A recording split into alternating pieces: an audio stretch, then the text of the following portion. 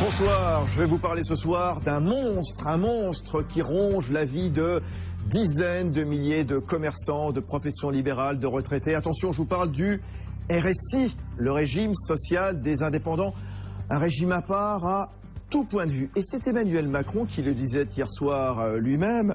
Je pense que le RSI était une erreur. Emmanuel Macron bien souhaite le remettre dans le régime général de la sécurité sociale. Et tout naturellement, très rapidement, il a été immédiatement recadré par le Premier ministre. Alors faut-il se débarrasser du RSI? Voici les décodeurs de l'Écho.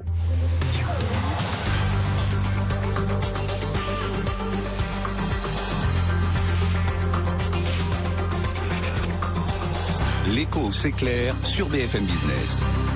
Fabrice Lundi reçoit les décodeurs de l'Écho.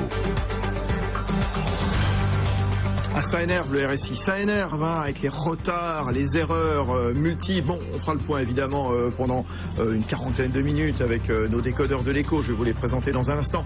Et puis à 20h, gros plan sur une femme récompensée aujourd'hui du titre de personnalité de l'année 2015 par le magazine américain Time. C'est Angela Merkel, la chancelière fédérale.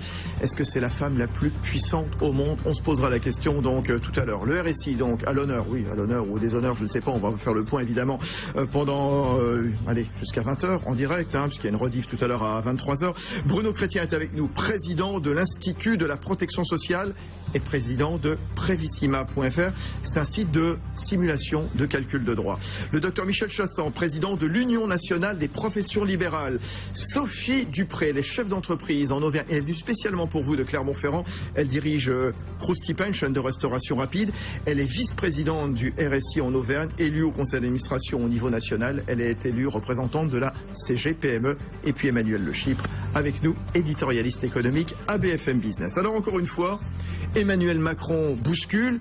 Et encore une fois, Emmanuel Macron est remis à sa place, cette fois sur le RSI. On voit ça avec Jean-Baptiste Huet. Alors qu'il vantait hier les mérites de sa future loi sur les nouvelles opportunités économiques devant les artisans, Emmanuel Macron est revenu sur un sujet très sensible, le RSI, le régime social des indépendants, en clair la sécurité sociale de 6 millions de personnes, artisans ou professions libérales. Mis en place depuis 2006, ce système accumule les dysfonctionnements. On parle de retard de paiement ou des demandes de versement surréalistes. Certains se voient par exemple réclamer 11 000 € de cotisation pour 12 000 de chiffre d'affaires. Bref, le système exaspère. La création du RSI a été une erreur. C'est ce que déclare hier Emmanuel Macron. Le ministre estime qu'un régime propre pour les indépendants est une mauvaise idée et qu'il serait plus cohérent de tout regrouper dans le régime général. Une proposition qui ne semble pas être du goût du Premier ministre. Ce matin, sur l'antenne de BFM et de RMC, Manuel Valls lui rappelle qui est le Premier ministre. C'est moi le chef du gouvernement. C'est pas Emmanuel Macron. C'est moi le chef du gouvernement. C'est la surcotisation que cela impliquerait, justement pour les indépendants, de l'ordre de 30% de plus. Je veux leur dire que ce n'est pas la bonne solution. Depuis le début de l'année, une vingtaine de mesures ont été annoncées par le gouvernement pour tenter d'arrondir les angles auprès des travailleurs indépendants. Un meilleur accueil, des paiements plus rapides, un suivi plus efficace. Mais pour le fond, il faudra attendre la semaine prochaine. Un projet de réforme du RSI doit être présenté en Conseil des ministres. Voilà donc, sujet signé Jean-Baptiste Huet pour les décodeurs de l'Écho. Le RSI donc organisme collecteur, organisme également de protection sociale. Je le disais donc pour nos chrétiens, c'est un régime à part à tout point de vue ce RSI. Oui, le RSI, c'est le régime des indépendants, alors ce qu'on appelle aussi les TNS dans le jargon, les travailleurs non salariés. D'ailleurs, la vraie appellation, c'est TNSNA, travailleurs non salariés non agricoles, qui est une définition très favorable, puisque c'est jamais que les gens qui créent des entreprises et qui créent des emplois. Mais bon, on y reviendra peut-être. Sur des artisans, des commerçants, des professions libérales, libérales. Et puis des retraités, bien sûr. Exactement. Et donc là, on a un drôle qu'on les définisse par tout ce qu'ils sont pas, quoi. Mais c'est bien, Emmanuel, c'est bien. Mais c'est intéressant parce que ce régime, en fait, c'est la suite du régime qui s'appelait organique, Ancava. On va pas rentrer dans le nom des régimes, mais qui a été créé dans les années 40, enfin la fin des années 40, en 1949 très précisément, et qui sont une population qui se sont organisées à l'époque pour ne pas cotiser dans le régime général. Donc on y reviendra peut-être. À l'origine, c'est un refus de paiement dans le cadre du régime général, parce que leurs caractéristiques ne sont pas celles des autres. Et qu'est-ce qui s'est passé en 2006? On a voulu tout unifier, c'est ça, et faire un seul organisme, le RSI? Voilà, alors 2006, c'est vraiment l'exemple même du dysfonctionnement à la française. Un politique, en l'occurrence Renaud Dutreil, qui lance lance une idée de la maison commune des artisans commerçants, ce qui est plutôt une bonne idée. Hein. C'était le ministre des PME à l'époque. Exactement. Et puis on se dit, on va lancer le processus, et c'est un accident industriel majeur, on y reviendra, parce qu'on s'est dit l'intendance suivra. Sauf que dans une caisse de retraite, l'intendance ne suit pas aussi facilement que ça, et qu'on a fait un changement en utilisant les outils de l'URSSAF. C'est ce qu'il faut rappeler, c'est que foncièrement, aujourd'hui le RSI est malade du logiciel de l'URSSAF qui n'a jamais fonctionné correctement. Les URSSAF, rappelons-le, ne calculent pas les cotisations. Les URSSAF pour les entreprises, et tous les entrepreneurs le savent, elles encaissent l'argent que les chefs d'entreprise leur versent au titre des salaires, souvent cotisations calculées par les experts comptables, alors qu'elles font le calcul pour les cotisations des TNS, et le problème est venu de là. Ouais, c'est quand même dingue, docteur Chassan, quand même. On a fait marier des organismes avec des systèmes informatiques qui apparemment n'étaient pas compatibles quand on écoute Bruno Chrétien. Hein. Et tout à fait, et on l'a fait à la huissarde, c'est-à-dire qu'on l'a fait à marche forcée, et donc on a voulu rendre compatibles des systèmes informatiques qui ne l'étaient pas, et donc s'est produit une catastrophe. On a appelé ça d'ailleurs, je crois que c'est la Cour des comptes qui a parlé de catastrophe industrielle. Donc, effectivement, on a une catastrophe industrielle dans la mesure où des prestations sont pas fournies à la hauteur de celles qu'elles devraient être, des appels à cotisation sont formulés parfois en dépit du bon sens, avec des conséquences psychologiques extrêmement fortes chez ceux qui en ont été victimes, avec des procédures de recouvrement faisant intervenir des huissiers à la va-vite de façon très précipitée, qui a fait que tout ceci a provoqué à juste titre un rejet de la part d'un certain nombre de professionnels. Le problème, c'est que maintenant, fort de ce constat, qu'est-ce qu'on fait? Voilà. Alors il y a ceux qui disent on a une maladie, on a un malade, on tue le malade, il n'y a plus la maladie. Bah oui, mais bon. C'est-à-dire on se fait et on supprime le RSI. Il y a ceux qui disent on essaie de faire avec et on essaie d'en améliorer le fonctionnement. C'est apparemment ce qui est lancé. On va voir ça dans un instant. Oui, Emmanuel Le Chypre. Pour un cadrage très général, c'est une histoire tellement française. Tellement française. C'est-à-dire qu'on a une idée, à partir le plus souvent d'un dysfonctionnement, d'un problème, et donc en général, qu'est-ce qu'on fait ? Dans le pire des cas, on fait une loi, un impôt. Dans les cas les moins graves, on fait juste soit un impôt, soit une loi. Et après, on considère que le boulot, il est fait. La commission, c'est vrai, je vais rajouter ça dans ma petite liste. Et on considère que le boulot, il est fait. Et l'ingénierie, rien. Faut-il que je vous rappelle l'extraordinaire saga du rapprochement entre l'ANPE et l'UNEDIC, où on a connu exactement les mêmes dysfonctionnements. Deux institutions, alors c'est vrai qu'à l'époque on en avait une qui était plutôt privée, une plutôt publique, des systèmes informatiques totalement incompatibles, des téléphones qui ne fonctionnent pas ensemble, les uns qui sont ouverts tant de jours dans la semaine, les autres tant d'autres jours. Et on voit bien que en France, on est incapable d'organiser l'ingénierie de rapprochement de type de service. Parce qu'il y a quand même deux débats dans cette affaire. Il y a un, est-ce que ce régime du RSI sur le fond, le fait que les artisans cotisent moins, etc., est-ce qu'il est adapté ou pas ? Et à ce moment-là, est-ce que le problème n'est qu'un problème de dysfonctionnement par rapport aux erreurs, par rapport aux délais, ou bien est-ce que c'est ce système du RSI qui dysfonctionne et qui n'est pas le bon? Mais vous voyez bien que tout de suite, dans les débats qu'on a, on reparle de faire une réforme du RSI pour tout remettre à plat. Et ça ne résoudra pas de toute façon nos problèmes d'intendance. Et c'est vrai que cette idée que l'intendance suivra, elle est absurde. Et juste pour conclure, que je comprends ces médecins à qui Marisol Touraine promet que le tiers payant généralisé, ce sera de la gnognotte, que ce sera fait en 3 clics, etc., etc. Mais comment voulez-vous que les médecins fassent confiance à une ministre qui leur dit ça quand on voit ce qu'a été Pôle emploi, quand on voit ce qu'est Pôle emploi, quand on voit ce qu'est le RSI, du RSI. Sophie Dupré, vous êtes vice-présidente du RSI Auvergne. Est-ce qu'il fallait le mettre en place? Parce que apparemment, quand on vous écoute tous, il a été conçu, pas de charge, avec des systèmes informatiques qui ne se connectaient pas, des services informatiques non compatibles. Il y a même eu des fichiers qui ont été détruits à la création par erreur. Tout à fait, oui, énormément. Donc c'est vrai qu'il y a eu énormément de dysfonctionnements, il y en a encore, mais je pense que le problème, il faut voir au-delà de ces dysfonctionnements qui peuvent peut-être être résolus. Il faut proposer des vraies solutions pour aider les chefs d'entreprise, parce qu'aujourd'hui, monsieur parlait de la CEDIC et l'UNEDIC. Ok, c'est une catastrophe ce qui s'est passé, mais là, c'était pour donner de l'argent aux gens. Ce qui se passe avec le RSI, c'est qu'on appelle des cotisations qui sont des sommes astronomiques à des chefs d'entreprise qui n'ont pas forcément les moyens de les payer, ni de les avancer, encore moins quand c'est à tort.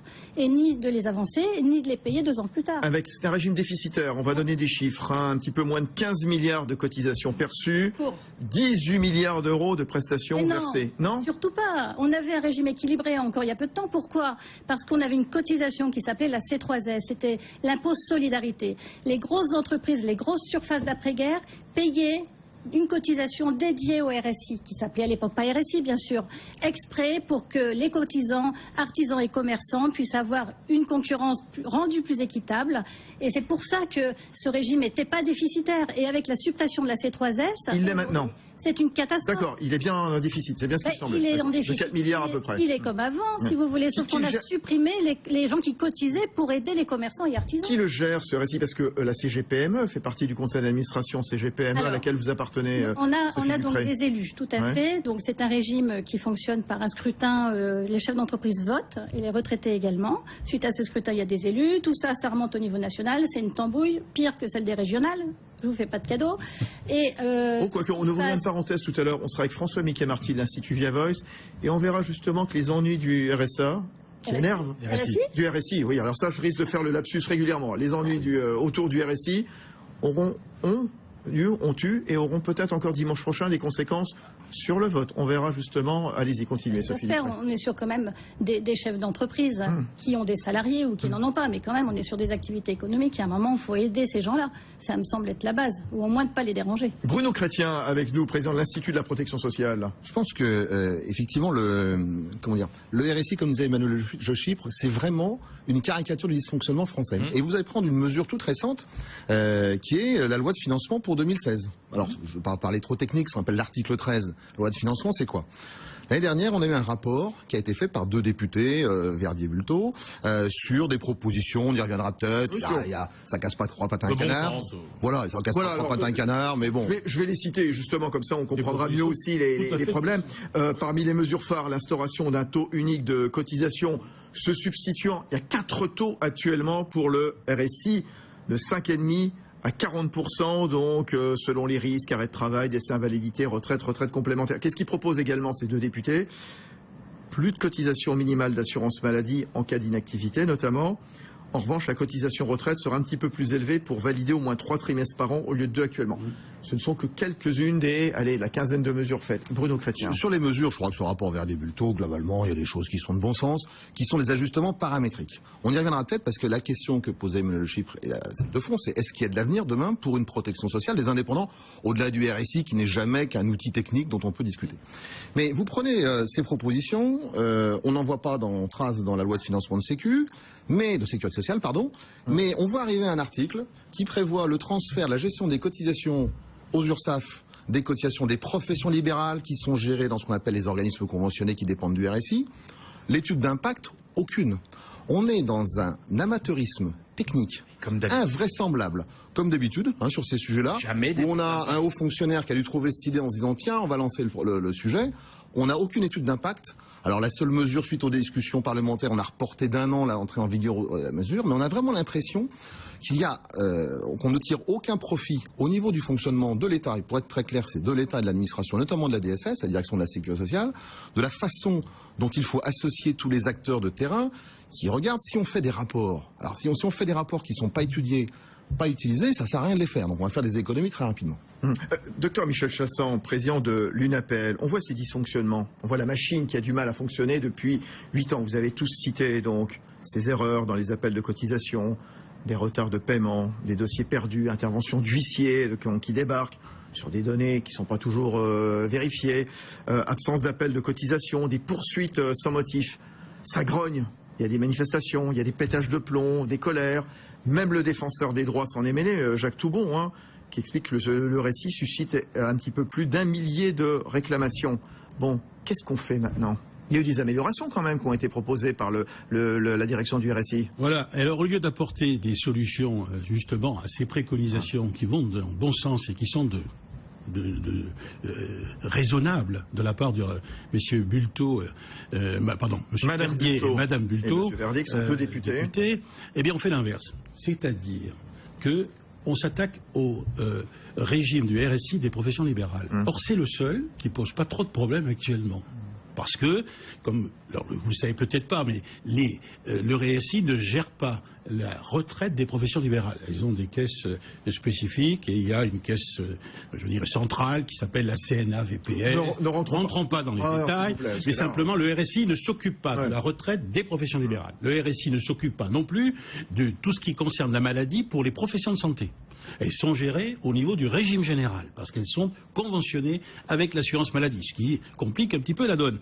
Eh bien, au lieu donc d'apporter des solutions à ce qui dysfonctionne, c'est-à-dire le RSI des indépendants eux-mêmes, eh bien, on va bricoler à travers le fameux article 13 que de tout le monde tout de suite, celui des professions libérales, c'est-à-dire qu'on prend le risque de reproduire les mêmes erreurs qui ont prévalu à la naissance du RSI. Voilà. Alors, simplement, je réponds quand même à votre question, parce que vous m'avez posé une question. Oui. Le danger de tout ça. Oui, parce qu'il y a eu des améliorations quand même. Le RSI assure que la plupart des dysfonctionnements sont terminés, que RSI et URSSAF communiquent, qu'il y a un interlocuteur unique également, que le régime a mis en place donc des correspondants régionaux, des cellules mixtes avec les URSSAF pour gérer les dossiers délicats. Vrai ou faux? Oui. Le danger de tout ça. Attendez, le danger de tout ça, monsieur, c'est qu'en fait, il y a un mouvement qui est en train de naître, vous avez dit qu'il y a un tas d'intervenants qui s'opposent, donc au RSI, qui le remettent en cause, etc.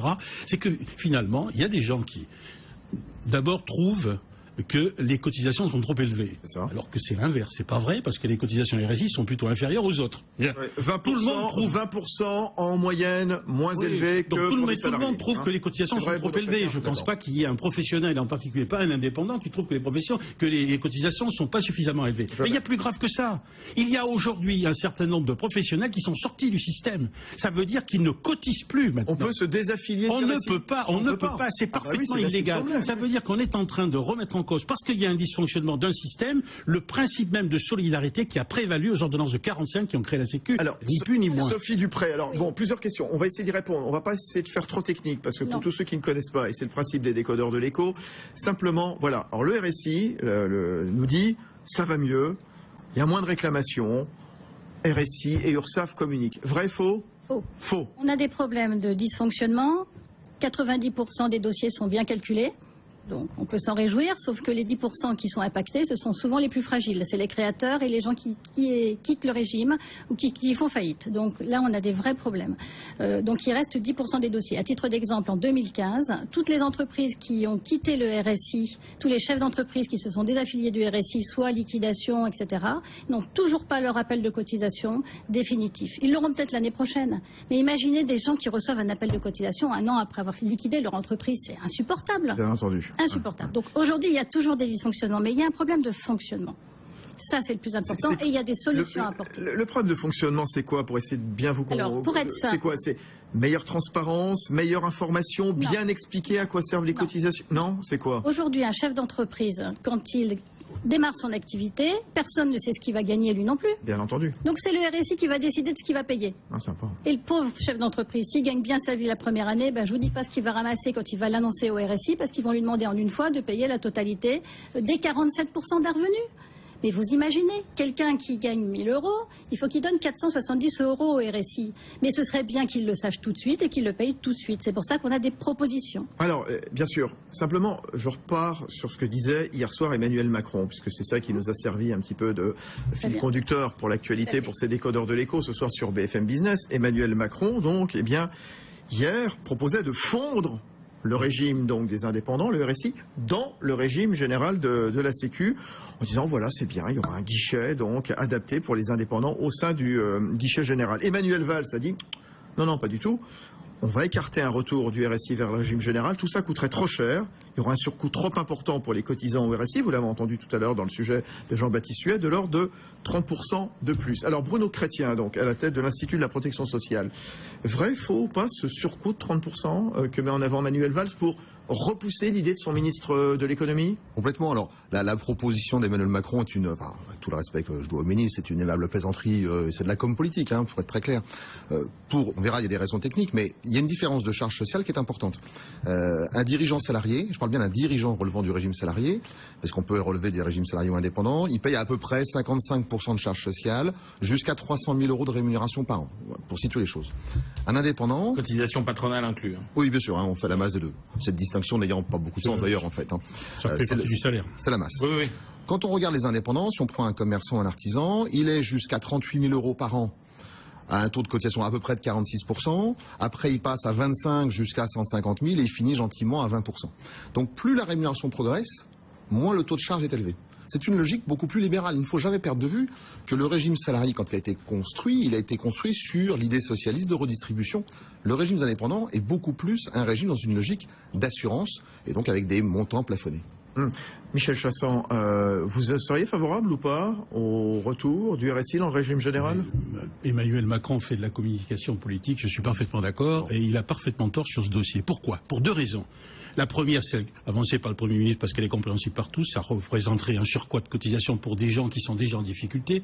Je vous rappelle qu'actuellement, il y a un certain nombre d'entrepreneurs qui sont en grave difficulté, surtout après la période post-attentat que nous venons de connaître. Enfin bref, je ne rentre pas dans les détails à ce niveau-là. Donc, c'est certainement pas le moment d'aller troubler cela. Mais c'est pas le moment non plus de reproduire les erreurs du passé. En clair, qu'est-ce que propose M. Macron? C'est de ni plus ni moins que de refondre et de refaire une compacte de fichiers pour justement aller au régime général, avec tous les risques que ça comporte. Ça veut dire qu'en 2006, on crée un truc.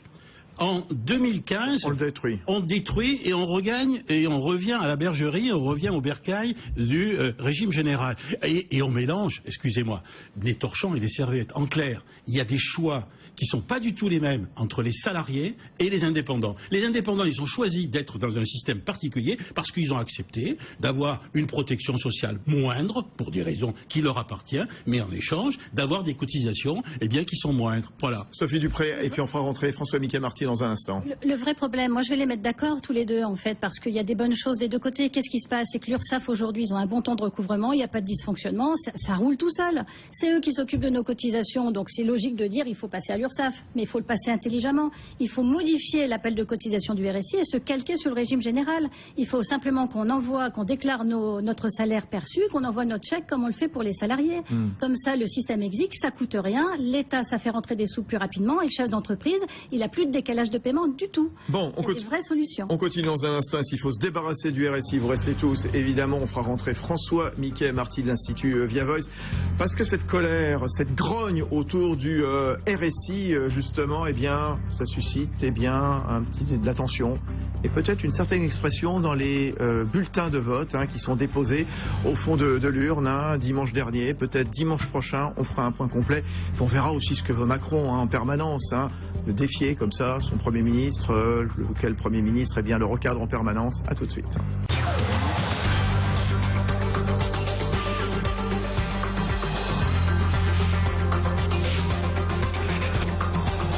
L'écho s'éclaire sur BFM Business. Fabrice Lundi reçoit les décodeurs de l'écho.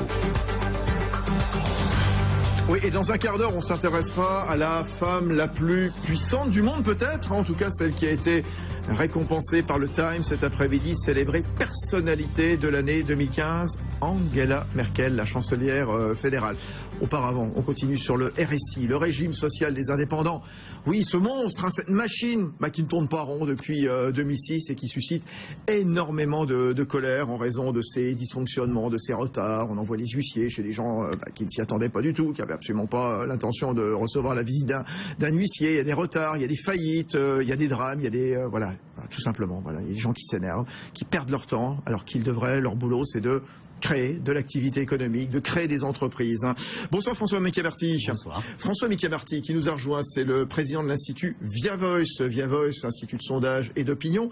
Quelle est l'ampleur exacte de la grogne contre le RSI, donc, en France, que ce soit en province ou en région parisienne? C'est très simple, on a les 3/4 des indépendants qui se déclarent critiques face au RSI. Alors ça, c'était les chiffres de 2014, mais y compris en 2015, même si on dit qu'il y a des améliorations, il y a du mieux, dit-on, oui. On a toujours une forte majorité d'indépendants qui s'expriment de manière très critique sur ce RSI. Alors bien sûr, il y a la question du dysfonctionnement, il y a la question du montant des cotisations dont on a parlé, qui suscite débat, et puis il y a la question des libertés individuelles qui se cachent beaucoup derrière tout ça.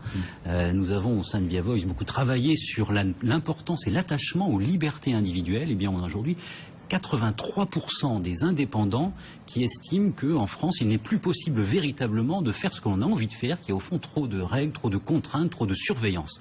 Alors des mesures comme le RSI, quand elles sont mal mises en œuvre, bien évidemment, ça amplifie encore ce sentiment de restriction sur les libertés individuelles. Emmanuel Le Chypre. Ah mais en plus, alors quand on regarde ça du côté de l'exaspération des patrons, il faut bien voir que s'ils n'avaient que le RSI comme problème, voilà, on pourrait se dire c'est un problème. Mais ce qu'il faut voir, c'est que ça n'est, je ne sais pas si c'est la goutte d'eau qui fait déborder le vase, mais c'est une des nombreuses gouttes d'eau qui vient s'ajouter à l'ensemble des tracasseries administratives, réglementaires. Hein, je rappelle, la France, pays des 400 000 normes, 85 codes. L'OCDE nous dit que le coût du fardeau administratif, c'est 4% du PIB en France. Avec des règles qui, en plus, changent tout le temps. Dans les grands classements internationaux, celui de Davos, par exemple, on doit être classé 125e sur 140 pays sur la complication administrative. Donc il faut bien voir que nos patrons, ils vivent avec ça. Et on a exactement chez les patrons les mêmes frustrations que chez les citoyens. Et ça nous ramène quand même en grande partie au vote FN, puisque quand vous regardez ce que disent les patrons sur leurs intentions de vote FN, etc., voilà, c'est la réalité. Et qu'est-ce que voient les patrons comme l'ensemble des citoyens? C'est que le régalien qui est censé les protéger, l'éducation, la santé, la sécurité, etc., ça leur coûte plus cher qu'il y a 15 ans et c'est moins bien qu'il y a 15 ans. Alors qu'au niveau individuel, où ils aspireraient à plus de liberté, là, ça n'est que complications et tracasseries au quotidien supplémentaires. On leur a offert exactement le contraire du modèle que tous souhaitaient. Sophie Dupré, vous êtes chef d'entreprise, vous êtes à la tête de Croustipin, une chaîne de restauration rapide en Auvergne. Vous êtes vice-présidente du RSI en Auvergne. Ah ben voilà, client, Emmanuel Le Chypre, hein. Vous êtes élu de la CGPME. Cette histoire du RSI, comme le dit Emmanuel Le Chypre, c'est la goutte d'eau qui fait déborder le vase? La première charge du patron, 47% de ses bénéfices. Ouais. C'est la ligne la plus chère dans son compte d'exploitation. Donc, excusez-moi, c'est pas un détail, c'est pas une tracasserie administrative, c'est la survie de son entreprise. Il faut qu'il puisse la prévoir, il faut qu'il puisse l'anticiper, la payer, connaître ce qu'il va avoir à payer, bon sang de boire, les erreurs. Vous vous rendez compte l'impact que ça peut avoir? La première charge. Donc, je suis désolée, c'est pour ça que 75% des gens mécontents, mais bien sûr. Mais il faut que ça arrête, il faut que ça s'arrête. Le rapport Bulto et Macron, vous dites super, Verdier et Bulto, les deux députés. Disent, il faut répondre au téléphone, il faut répondre au courrier, il faut mieux accueillir. Non mais on se fiche de la tête du monde aujourd'hui. Souvent ça passe pas, ça démarre par ça. Au sein du RSI, quand vous téléphonez, personne n'a de traçabilité de vos appels, parce que le logiciel qui devait fonctionner il y a 15 ans, on va dire, il va peut-être fonctionner l'année prochaine, il n'est même pas en place. Donc vous pouvez appeler 10 fois au RSI, personne ne saura que vous avez appelé 10 fois. Et à chaque fois, c'est un interlocuteur différent, il n'y a pas de traçabilité. Vous sentez l'exaspération comme ça autour de vous, un début de révolte, de jacquerie, oui, non? C'est insupportable. On ne comprend pas. Nous, dans nos entreprises, je peux vous dire, on fait tourner autrement. Hein. Un mot, François-Mickey Marty, puis on continuera avec Bruno Chrétien et le docteur Michel François. Oui, c'est très intéressant parce que ça suscite aussi des traductions politiques là-dessus. Ah oui, alors dites-moi. Dimanche dernier, un tiers des artisans commerçants et patrons de TPE qui déclarent avoir voté pour le Front National, ils étaient 12% lors des dernières élections régionales en 2010. Certes, le Front National a progressé dans ce pays, mais chez eux beaucoup plus. Et il est intéressant de noter que le Front National est quand même très en pointe sur la défense des libertés individuelles, précisément. Le Front National a un discours qui est double, on peut dire, économiquement, qui ressemble parfois à des accents de politique de redistribution, mais là, sur ces points-là, sur ces points de liberté individuelle, le Front National apparaît, lui, comme le défenseur des libertés individuelles. Bruno Chrétien, à la tête du site Prévissima. Le RSI est devenu une question politique, franchement? Oui, clairement, mais ça l'était déjà depuis des années, de la part des indépendants. Je reviendrai sur ce que vous avez dit tout à l'heure, parce qu'effectivement, bon, c'est facile en termes d'effet de tribune de dire que c'est la première chasse des entrepreneurs. Vous avez raison sur le plan technique, mais vous allez nous expliquer comment on paye les retraites, comment on paye les remboursements santé. Attendez, j'ai pas fini. Comment on fait tous les remboursements. Ce qui veut dire que c'est toujours très facile de dire on paye beaucoup, les salariés payent beaucoup plus cher, sauf qu'ils ne le voient pas parce que c'est prélevé sur leur fiche de paye. Alors pourquoi je vous dis ça? Parce que au-delà des déclarations de principe et des postures faciles à tenir, les caisses, elles ont des gens à payer. Sinon on ne paye pas les retraités. Donc comment on fait? Donc ça veut dire qu'il y a une vraie réflexion à avoir sur qu'est-ce que dans notre système de protection sociale on prend en charge. Est-ce qu'il faut continuer à payer des retraites qui démarrent à 62 ans? Peut-être qu'il faut les prendre plus tard. Est-ce que des remboursements de santé doivent être aussi bien remboursés qu'ils ne le sont aujourd'hui? Les remboursements de prévoyance et autres. En d'autres termes, En fait, on ne se focalise que sur les taux de cotisation, on ne se pose jamais la question sur la dépense, c'est d'ailleurs pas vrai que sur la protection sociale, c'est vrai du budget de l'État. Et tout ça pour vous dire que, au-delà de ce qu'on voit sur les TNS, les TNS aujourd'hui, les indépendants, donc les TNS, voilà, les indépendants, voilà, ce sont les indépendants. Voilà, ça représente. Dont on parle, les commerçants, artisans, les libéraux, etc. C'est aujourd'hui 10% de la population active, pour situer l'ordre de grandeur. Dans les pays comme aux USA, les indépendants aujourd'hui, c'est 40% dans les nouveaux emplois. Ce que je veux vous dire, c'est que le régime des indépendants, qui demain s'appelle le RSI ou autre chose, je pense que le nom, il faut changer. Le nom, il est mort en termes de communication. Mais les indépendants, c'est demain une part beaucoup plus importante qu'elle ne l'est en termes de cotisation et qui rejoint ce que vous disiez à juste titre. Les gens veulent plus de liberté en termes de choix individuels. Aujourd'hui, la protection sociale des indépendants, elle leur offre beaucoup plus que les salariés. Docteur Chassan, et ensuite écoutez, ça va peut-être vous surprendre, mais je suis d'accord avec ce qui vient d'être dit. En clair, on est dans un système, c'est un choix politique qui a été fait depuis très longtemps dans ce pays, c'est un choix de solidarité. C'est-à-dire solidarité à la fois de l'ensemble de la population et intergénérationnelle. C'est-à-dire dire qu'on cotise en fonction de ses moyens et on reçoit en fonction de ses besoins. C'est tout à fait fondamental, ça. Alors, évidemment que pour assumer tout ça, ça coûte de plus en plus cher. Vous voyez toutes les difficultés que rencontre le régime d'assurance maladie pour équilibrer ses comptes chaque année. Vous voyez toutes les difficultés que rencontrent tous les systèmes de retraite chaque année. La solution dans tout ça, évidemment qu'elle est plurielle, mais elle reposera de toute façon sur une augmentation des cotisations. Il ne faut pas raconter des choses qui ne sont pas vraies. Elle reposera évidemment sur un retard et sur un report de la date de départ à la retraite, parce qu'elle est trop figée actuellement, il faut revoir ça. Mais elle reposera de toute façon, inéluctablement, si on veut une protection sociale de qualité. Or, aujourd'hui, ce qui guette, et c'est là le danger essentiel, c'est que pour les professions indépendantes, et en particulier les plus défavorisés d'entre eux, c'est une insuffisance de couverture sociale qui les guette. C'est ça le problème. C'est pour ça qu'il faut vraiment jongler entre solidarité collective, responsabilité collective et liberté individuelle. Non. Monsieur, attention de ne pas laisser dire que les 3/4 des artisans, les 3/4 des commerçants sont des électeurs du Front National. Non, il y a 3/4 qui sont opposés, c'est vrai, mais il n'y a que 25% qui votent. Donc attention de ne pas... Les professions libérales ont voté pour qui, François Mickey Marty, dimanche? Oui, c'est exactement ça. Un tiers, 33% de professions libérales ont voté Front National, et avec une progression très très forte. Oui. Alors, tiens, Sophie Dufray, encore un mot là-dessus. Docteur Chassan, monsieur est médecin, donc je comprends qu'il défende la protection sociale. Mais vous comprenez que nous, on parlait des libertés. Non, je veux pas qu'il y ait un débat commerçant. Non, mais bon. Je n'ai pas du tout un débat corporatif. On parlait des chefs d'entreprise et de ce qu'ils veulent comme liberté. Monsieur l'a tout à fait dit. Et l'origine du régime et le fait que le RSI soit différent du régime général, c'est justement parce qu'on veut ça. On veut de la liberté. On veut payer moins de cotisations et avoir le libre choix de prendre des assurances complémentaires si on veut une meilleure couverture. Alors, concrètement, Bruno Chrétien qui va arbitrer, qui va un petit peu faire le point entre tous, on fait quoi de ce RSI au final? Voilà, les propositions donc, qui sont faites par Fabrice Verdier, Sylviane Bulteau, je le disais, donc l'instauration d'un taux unique de cotisation, plus de cotisation minimale d'assurance maladie, voilà, il y a une vingtaine de mesures qu'on attend le Conseil des ministres mercredi prochain. Qu'est-ce qu'il en sort et c'est bien ou c'est mal? En pratique, sur les propositions qui ont été faites dans le rapport Verdier-Bulteau, on a un ensemble de propositions paramétriques qui sont bien. Dans les caisses de retraite, on faisait comme ça déjà il y a 25 ans, hein, donc on ne réinvente pas l'eau chaude. Après, on a une proposition qui est intéressante, qui est ce que Mme Dupré a dit tout à l'heure, c'est l'auto-liquidation. Alors en français, c'est comme on fait au niveau des URSSAF aujourd'hui pour les salariés, c'est-à-dire que c'est l'entreprise qui calcule, et ensuite la caisse contrôle l'argent qui a été donné.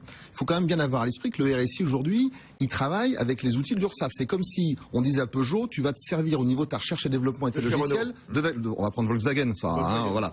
Donc on peut voir les conséquences que ça peut avoir. Dernière chose, il y a une autre proposition plus fondamentale, qui demande plus de temps bien sûr à être mis en œuvre, et pourquoi pas imaginer d'avoir un vrai pôle de protection sociale des indépendants, qui regroupe les libéraux, les artisans commerçants et le monde agricole, qui a aujourd'hui une force extrêmement intéressante, c'est qu'ils maillent le terrain beaucoup plus que ne le font les caisses professionnelles. François Mickey Marty, via Voice, avant d'entendre Emmanuel Le Chypre, vous avez travaillé sur le RSI, justement. Quelles sont les bonnes formules à mettre en place? Je crois que la bonne formule consiste à à permettre un bon fonctionnement de ce dispositif. C'est-à-dire, au fond, il y a plusieurs interrogations. Il y a des interrogations concernant les cotisations. Je crois qu'il y a un accord des professions indépendantes pour que les cotisations ne soient pas plus élevées compte tenu des charges qui pèsent aujourd'hui sur les indépendants. Mais en revanche, ce qui est mis en cause dans l'idée d'un alignement du RSI sur le régime général. Si les cotisations augmenter, c'est vrai que ça entraîne une difficulté croissante pour l'ensemble des professions indépendantes aujourd'hui. Emmanuel Le Chypre. Non mais c'est juste pour rappeler que l'idée d'avoir plus de liberté contre un peu moins de cotisation, c'est pas seulement un choix philosophique, c'est que quand vous regardez les revenus des différentes catégories sociales, c'est vrai qu'a priori les revenus des indépendants sont plutôt supérieurs à ceux d'un smicard ou d'un salarié de base, et que ça veut dire qu'a priori l'indépendant il a un peu plus de marge pour décider soit de prendre des assurances complémentaires, soit décider éventuellement d'assumer lui-même une partie du surcoût lié à sa santé. Et donc effectivement les deux sont cohérents. Après, là où ça ne va plus, et ça rejoint ce que disait le docteur Chassan, c'est qu'effectivement, quand vous avez une paupérisation de la population des indépendants, vous ne pouvez pas avoir des cotisations qui finalement s'avéreront quand même trop élevées par rapport à ce que votre indépendant peut payer, et une protection sociale qui est en dessous de la limite acceptable par rapport aux standards que sont ceux qu'on serait en droit d'exiger dans un pays comme la France en matière de protection médicale et de soins. Mais ce qu'il est important de dire, c'est que aussi on ne peut pas faire payer une partie de la population seulement la protection sociale. Il faut savoir qu'aujourd'hui il y a le développement non seulement de l'économie collaborative, le Blablacar, le Airbnb, etc., qui ne payent pas de cotisation. Les auto-entrepreneurs qu'a priori l'affaire Noé de Macron veut faire exploser. Absolument. Et ensuite on vient nous dire, parce qu'ils sont dans notre régime du RSI tous ces gens-là, il faut bien le savoir quand même, tous les auto-entrepreneurs. Et après monsieur va nous dire on est déficitaire, au secours, il faut augmenter les cotisations des indépendants. Non, stop. Oui, justement, c'est intéressant ce qu'elle vient de dire, Sophie Dupré, Bruno Chrétien, vous qui dirigez l'Institut de la protection sociale. Quel impact de ces... Vous citiez tout à l'heure le chiffre France versus États-Unis, avec 40% d'indépendants aux États-Unis. Oui, parce qu'il y a de moins en moins de salariés et de plus en plus de métiers autour peut-être du numérique. Alors pas Blablacar là-bas bien entendu, mais les Blablacar, les Uber, Airbnb, etc. Quelle incidence en France justement sur le régime des indépendants? Aujourd'hui, alors, on a effectivement nos emplois un peu d'entrée, entre guillemets, dans le processus, c'est les auto-entrepreneurs, pour situer l'ordre de grandeur. Les indépendants, le RSI, c'est à peu près 2 800 000 cotisants, 2 millions de retraités. Et sur les 2 800 000, on a 1 050 000 d'auto-entrepreneurs, dont un tiers ne déclare aucun revenu. Voilà, pour situer les choses. Un ressortissant du RSI déclare en moyenne 30 000 euros par an. Déclare. Et ensuite, on va avoir au niveau des auto-entrepreneurs. Dans la moyenne, vous mettez les auto-entrepreneurs? Non, non, je sors les auto-entrepreneurs. Ah d'accord, ok. Et les auto-entrepreneurs, eux, déclarent pour les 2 tiers qui déclarent un revenu, en moyenne moins de 5 000 euros. Voilà pour situer les choses. Je pense que sur ces sujets, on est à la veille de changements majeurs, puisqu'effectivement, le travail collaboratif. Il y a d'ailleurs une étude actuellement, une commission qui est un groupe de travail qui travaille autour avec Pascal Terrasse sur ces sujets. Voilà, comment on va taxer demain ce travail. Derrière la question de comment on taxera plus les machines, parce qu'on voit bien l'évolution avec l'intelligence artificielle, comment demain on va élargir l'assiette. Et puis il y a une vraie question, c'est est-ce qu'il y a des choses qu'il ne faudrait pas arrêter de rembourser, et des choses qu'il faut mieux en prendre en charge. Alors juste encore pour terminer, la politique. C'est vrai qu'on a entendu tout à l'heure Manuel Valls dans le sujet de Jean-Baptiste Huet. Voilà, répondre assez fermement donc à Emmanuel Macron quand il dit c'est moi le chef du gouvernement. Voilà, Manuel Valls quand on lui soulignait ce matin sur BFM TV RMC que cette idée sur le RSI avait été défendue hier par son ministre Emmanuel Macron. Oui, dites donc François Mica-Marty quand même, parce que il y a alors je sais pas, certains vont voir une provocation, en tout cas de la part d'Emmanuel Macron, la communication politique, disait Bruno Chrétien ou le docteur Chassan, mais il est coutumier de ça, la fin des 35 heures, le statut de la fonction publique à vie, l'assurance chômage, la rémunération au mérite des fonctionnaires. Combien de fois il a affirmé, Macron, pas de tabou, pas de posture? Il prend vraiment le contre-pied de Valls, et Valls prend à chaque fois un plaisir à le corriger en public. Oui, il y a 2 démarches qui sont intéressantes dans la posture d'Emmanuel Macron. Bien sûr, l'idée de transgresser les lignes, et ça lui est reconnu, et puis il en bénéficie politiquement.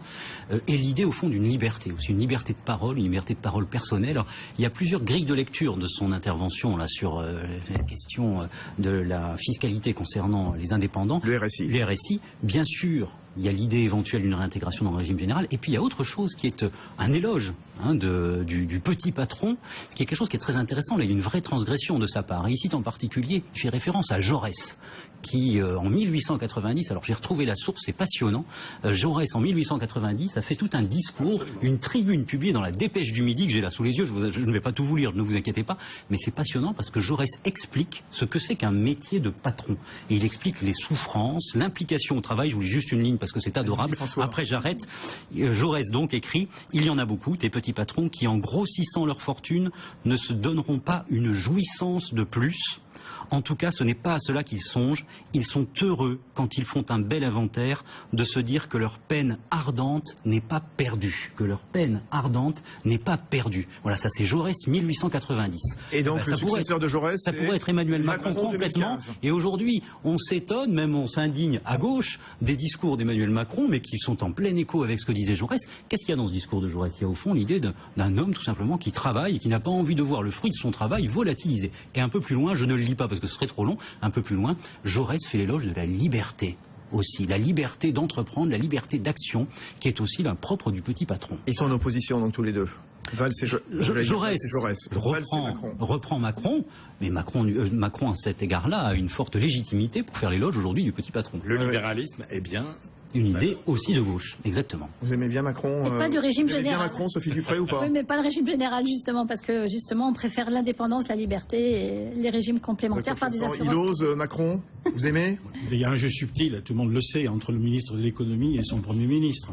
Je crois qu'il y a l'agitateur d'idées, puis il y a ceux qui décident. On teste des idées auprès de l'opinion publique, on est servi, on l'a vu ce soir. On a fait une heure sur le RSI. Et on remet les pendules à l'heure après, c'est un jeu subtil. On ne sait pas d'ailleurs jusqu'où ça va aller. Bruno Le Maire l'a taclé d'ailleurs en lui disant où étiez-vous le 3 décembre quand on a présenté à l'Assemblée les propositions de Oui, mais la proposition de M. Le Maire... Un mot Bruno Chrétien et on se dit au revoir parce qu'on va parler d'Angela Merkel dans un instant. Personnalité de l'année selon le Time pour l'année 2015. Bruno Chrétien. Alors juste une petite remarque, il y a une proposition de loi qui a été faite par Bruno Le Maire et Julien Aubert sur le RSI qui propose notamment d'indemniser... Député du Vaucluse, lui, des Républicains. Et d'indemniser les ressortissants du RSI qui ont subi un préjudice. C'est une idée intéressante. Oui. L'État a failli, l'État doit payer. Exactement. Tout à fait. Et ben voilà une idée, une proposition, bonne ou mauvaise, en tout cas, peut-être qu'on y reviendra un autre jour. Le RSI, donc, au cœur des décodeurs de l'écho, c'est pas fini. Je remercie Bruno Chrétien, président de l'Institut de la protection sociale et président, fondateur de son site Prévissima.fr, simulation de calcul des droits. Le docteur Michel Chassan,